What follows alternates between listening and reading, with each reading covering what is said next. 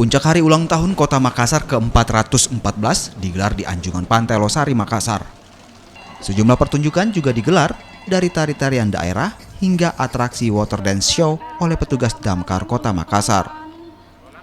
Yang terakhir pada perlombaan perahu Joloro yang digelar di lokasi yang sama. Selain pertunjukan, Wali Kota Makassar dan Wakil Wali Kota Makassar juga meluncurkan sejumlah program, diantaranya lorong wisata. Kecil Makassar yang membuat sejarah dunia gempar. Persia kala itu negeri terbesar. Itulah sejarah dari mengalir. Dalam kesempatan ini, Lembaga Prestasi Indonesia Dunia memberikan piagam penghargaan kepada pemerintah Kota Makassar atas penyelenggaraan rekor minum kopi dan makan taripang di 1000 lorong wisata di Kota Makassar. Kegiatan ini guna pemulihan ekonomi dan ketahanan pangan sektor UMKM.